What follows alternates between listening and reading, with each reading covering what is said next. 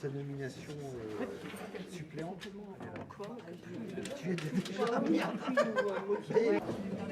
Donc les camarades, on a une bonne nouvelle, c'est que les gilets sont enfin arrivés.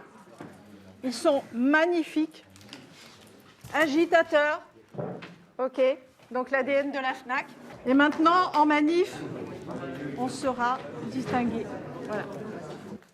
Alors, est-ce qu'un camarade, en 2 mots, veut présenter le système de rémunération à la FNAC et notamment les conséquences de cette notation sur nos REM?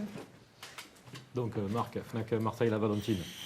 Le NPS a été introduit à peu près il y a un peu plus d'une dizaine d'années à la FNAC. Et ce qu'on constate, c'est que à partir de l'introduction du NPS, qui a un lien direct avec nos salaires, en tout cas la part variable, le salaire de la FNAC n'a cessé de baisser pour les salariés. Là, il a fallu une petite augmentation de 20-30 euros des niveaux pour que les salaires de la FNAC ne se retrouvent inférieurs à notre convention collective.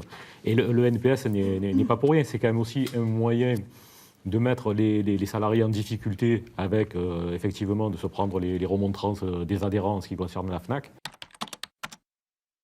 Il y a quelques années, quand vous alliez, enfin moi quand je suis arrivé, je disais de temps en temps à un directeur magasin ou à un vendeur, tel client m'a écrit, il était très insatisfait. Évidemment, il avait beau jeu de me répondre, mais tous les autres étaient très satisfaits. Maintenant, là, on a des datas. Maintenant, c'est exactement, la donnée est très intéressante et elle objective la situation. Au-delà de la note, elle nous montre les pans sur lesquels on doit s'améliorer, parce qu'il y a évidemment des pans de points faibles qui sont... Comme chez nous...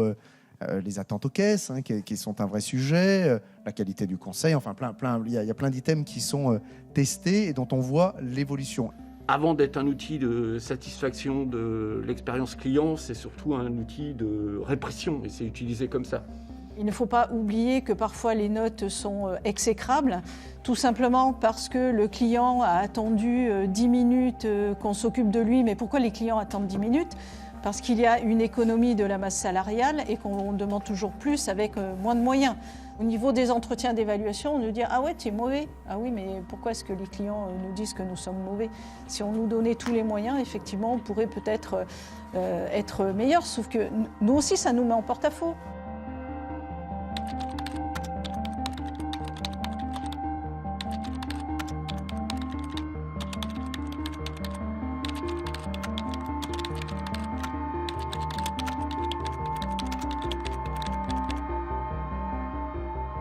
La réalité de notre vécu sur le terrain, c'est qu'on souffre du sous-effectif, on souffre justement de ne pas avoir les moyens de travailler et pourtant, on nous met en avant, on nous affiche une satisfaction qui n'est absolument pas celle que l'on sait qui est reconnue, qui est vécue par les salariés. Quand on met en avant auprès des équipes, parce que ça va leur bonifier un minimum leurs variables, des très bons NPS, ça, les équipes ne l'entendent plus du tout parce que c'est des pourcentages qui sont vraiment dérisoires. Mais c'est surtout qu'on en vient à se sentir dans une forme de décalage qui est d'une extrême violence.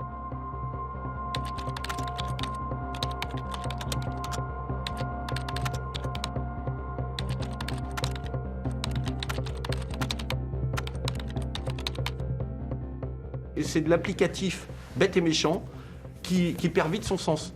D'ailleurs, il n'est pas rare de voir des managers dire à leurs équipes si vous sentez que l'adhérent va répondre, dites-lui de mettre 9 ou 10. Bon, ça perd complètement son sens. Il y a des listings de magasins, avec les magasins qui sont bons en NPS, mauvais en NPS. Après, il y a aussi des NPS par sous-rayon aussi. Donc après, au sein même d'un magasin, on met en compétition des salariés, que ce soit à la FNAC, entre les produits éditoriaux ou les produits techniques. Là, vous êtes bon, là, vous n'êtes pas bon. Ça peut descendre encore au sous-rayon, donc toujours de la mise en compétition. En fait, aujourd'hui, on se retrouve à questionner notre entreprise sur le sens de continuer à afficher ces NPS, à continuer de travailler sur la base de cet outil qui, je mets quiconque au défi aujourd'hui, de nous dire si une solution ou une action concrète a été mise en place, mise en œuvre suite à ces affichages.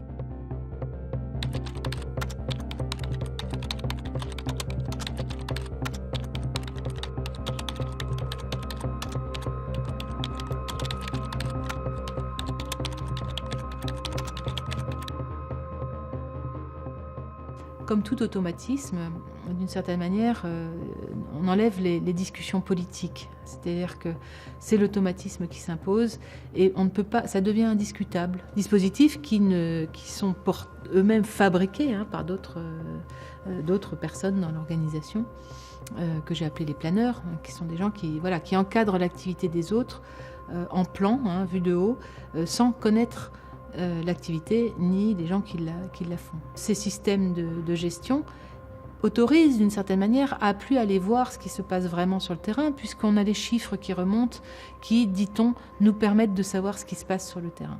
Tout ce système d'évaluation promet de fabriquer de la décision politique. Or, ce qu'on peut observer, c'est que la décision politique, en général, est plutôt politique, ce qui ne surprendra personne, et donc se passe logiquement plutôt dans les conseils d'administration, dans les directions générales, que comme la somme merveilleuse de toutes ces évaluations qui seraient remontées. Donc c'est un système plutôt de justification des décisions que de fabrication de la décision. Et cet outil-là, qui est devenu maintenant un outil extrêmement important dans les magasins, moi quand j'arrive dans les magasins, le premier élément, ou le deuxième que me donnent les vendeurs, c'est, vous avez vu, on a amélioré notre note de relation client. C'est un changement, gagné, ça veut dire qu'ils se sont c'est un changement majeur.